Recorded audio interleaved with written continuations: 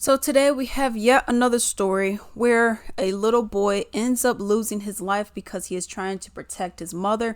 This actually reminds me of a story that I did before where I believe the boy was around 12 years old. You know, he was in contemporary dance and as well as classical dance, and he was protecting his mother from an ex-boyfriend who got out of prison. Parole officer did not let her know, probation officer did not let her know that he came out. Nobody warned her. He came, tried to kill her, ended up shooting this kid.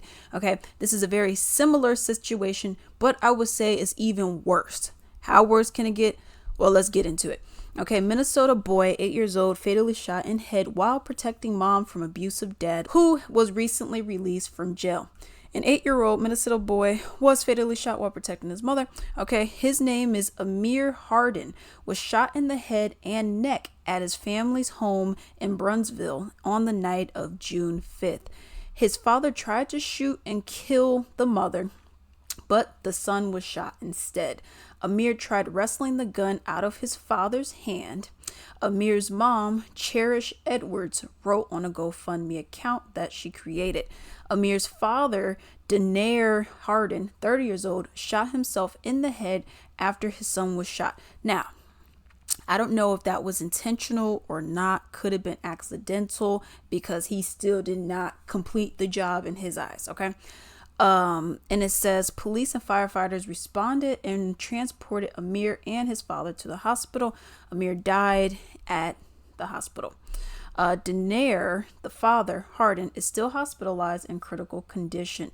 Amir's 4 siblings witnessed the shooting on May 30th, okay? Because this happened on the 5th of June. So this is May 30th.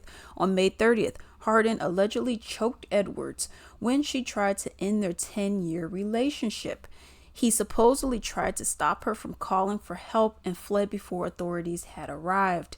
Edwards, the mother, told police that Hardin had a gun permit and that she was worried he might assault her again. Hardin was finally arrested around 3 a.m. on the day of the shooting and charged with interfering with an emergency call, domestic assault, and disorderly conduct. He appeared a few hours later in court where prosecutors claim he posed an ongoing threat to Edwards. The prosecution asked for bail to be set at $10,000 and requested that the judge issue a no contact order and demand that he turn in his firearms to law enforcement. The judge, however, released him on a $4,000 bail, which means he only is having to foot up $400. He left the jail at around 4:50 p.m. that day, just a few hours before Amir was shot. So, one, he's arrested, and this is days in between, okay? He's arrested for assault, whatnot. She tells him, hey, he has a gun and whatnot, okay? So then the bail is set for $10,000, which means you only need to make up $1,000. Now, why, if you know that this person is beating up on another person, I'm sure she had marks, he tried to choke her and everything, why would you allow him to be out? Why would you allow him to even be able to make bail? Why would you give him a bail? Period. This is a thing that I have an issue with, okay? This is also something that kind of goes into the whole safety law, okay? Where you're like, oh, well, the person's not being charged with anything yet. So, what we're going to do? We're just going to give him a very low bail. We'll just let him get out because, who's to say this stuff isn't happening? This kind of stuff was happening in Chicago. And you have people like this who come out and then they go and finish whatever it is that they were doing. You're letting a dangerous individual just be out. And he is proven to be dangerous, interfering with emergency calls, etc. So he comes out and then he tries to kill the mother who has other kids as well. The son comes, you're not going to touch my mom, trying to get the gun away from him. And then you end up killing the boy, your own son. Now, of course, you have some people who are trying to twist this and make it seem like it's the mother's fault.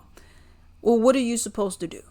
I mean, what would you, for people who say that, what do you expect her to do? Do you expect her to just immediately, after after he's been arrested, just immediately pack up shop, get all the kids, find some money, rob a bank, get some money, and go to Canada? I mean, I don't understand, where do you think the person can go? Oh, immediately go to a shelter. I don't think it works that quickly. That's the thing about it. It doesn't work that quickly. And it's not as easy as people make it out to be. Now, are there services for women and children? Yes. But I don't think it works that dang quick. Okay. That's number one. But she did get the order of protection notice. Something that was not mentioned was whether or not she had a gun. It said that he had a permit. Obviously, he had a firearm and he had a permit for it, but it did not say that she had one. That's one of those things that you should have gotten. Now, depending on what state you live in and how the laws work for that, some states you can, you fill out some paperwork, you get the gun the next day or even that day. Other states, like something like Illinois, for example, is going to take you a little bit longer, a lot longer, and you need a FOIA card and you need all that stuff, so that's one of those kind of things that's going on, where it's like, in situations like this, it would behoove you to have a weapon, just because this person's obviously unhinged, but you never know. They could have just never have came that day. You could have just been going to Walmart and then they just pop up out of nowhere. You know what I mean? And you would never have even known that this person was even there. Anyways, all in all, men, because this is what it is. Okay, you hardly see women going out here. Oh, you said you don't want me. Okay, let me go and shoot you and your kid. You hardly see stories like that. Okay, now saying there aren't crazy women out there, but there's more so for the men than the women. If the woman don't want to be with you, I get it. You guys spent 10 years together. But if the woman does not want to be with you and she says, I'm good, just be like, man, okay, can we try to make it work? No, we did counseling. Counseling didn't work, yada, yada, yada. I think we just are not compatible anymore. Something just ain't right. Okay, let's separate. I know. Well, come on, Alex. I don't want to separate. I want to be with this woman. I own this woman. That's how you feel. But no, you don't. If she doesn't want to be with you, she doesn't want to be with you. As simple as that. There's nothing more you can do. Is cut and dry. Period. Okay? Because that's the issue that we have. This is why we have what we have. Because you have people who simply cannot accept rejection. They can't accept it. They think, well, if I don't get a yes, then I gotta harm you. We've seen many cases.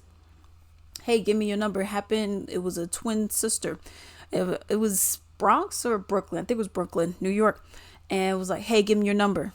No, I'm not going to give you my number. I don't know you, one. And two, I don't want to give you my number. And then he goes and stabs her to death.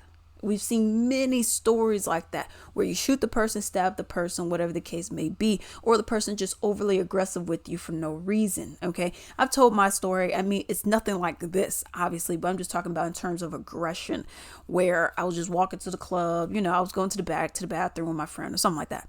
We just had to pee. Walking, and then the dude grabs my arm like this, but he left a mark on my arm. Okay. And he grabbed it forcefully. And I looked around like, who is this person? And I had to go and snatch my arm away. And then he's just like, oh, well, I just want to talk. I just want to talk to you or whatever. And it's like, but I don't even know who you are, dude. Like, why do you think that's okay to do?